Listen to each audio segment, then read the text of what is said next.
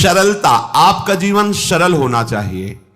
छल कपट द्वंद्व, मुख में कुछ और हृदय में कुछ और, आचरण में कुछ और, यह दुष्ट पुरुष का लक्षण है। उपासक का शिष्य का लक्षण नहीं है। दुष्टता का त्याग करो। हृदय में कुछ और चल रहा है, वाणी से कुछ और बोल रहे हो, आचरण में कुछ और है, यह दुष्ट पुरुष का लक्षण है।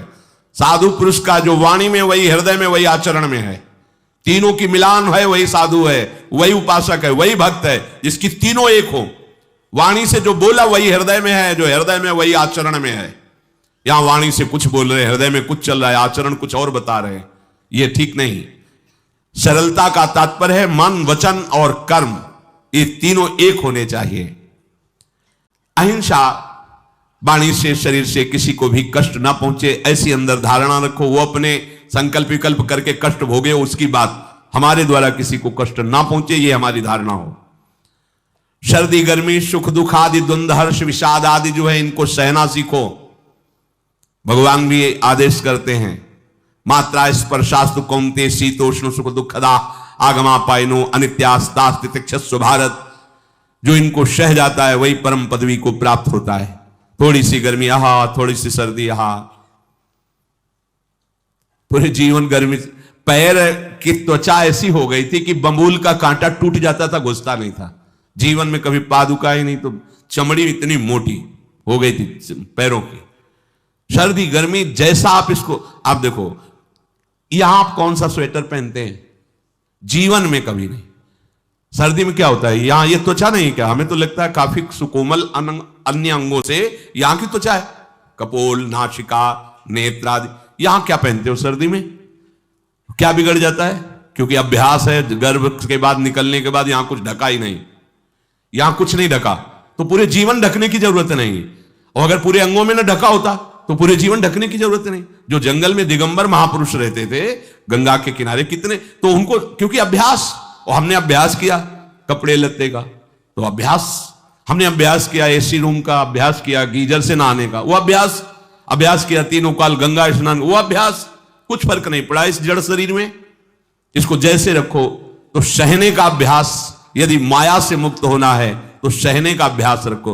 ये जरा में बहुत गर्मी, ये नहीं उपासक। गर्मी है ठीक है, शरीर का धर्म है, तो इंद्री में ताप लग रहा है, ठीक है, राधा राधा राधा।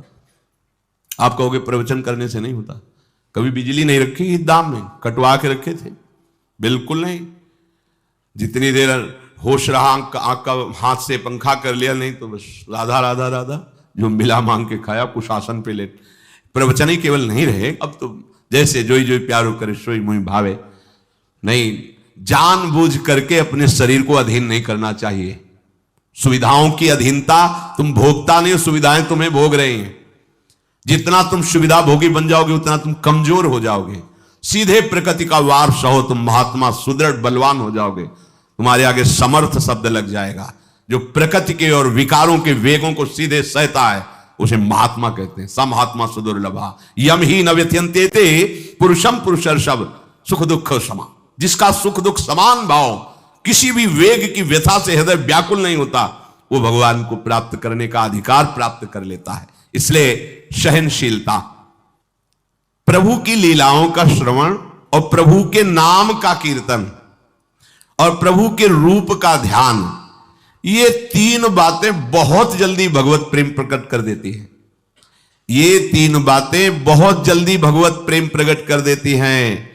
प्रभु के अवतार लीला चरित्रों का खूब गायन करे, खूब श्रवण करे। भगवान की अवतार लीलाएं भी हैं और प्रभु की प्रेममय निकुंज लीलाएं भी हैं। तो अगर आपका निकुंज लीला में प्रवेश नहीं है तो प्रथम सुने भागवत, भक्त मुख भगवद वाणी, भगवान के अवतारों का, भगवान की अवतार लीलाओं का श्रीमद् भागवत में खूब बढ़िया वर्णन है। पढ़ो, सुनो। क्या होगा इससे? मोह का नाश हो जाएगा। दूसरी बात, नाम कीर्तन, ये तो महान अमृत है। बिल्कुल विश्वास कर लो, नाम कीर्तन अमृत है। ताली बजा के, मंजीरा बजा के, ढोल बजा करके, नाच करके, जैसे बने, अकेले चार लोग जैसे बने, नाम संकीर्तनम यस्य सर्व पाप प्रणाशनम। देखो, भगवत चर्चा ने महामोह का नाश कर दिया।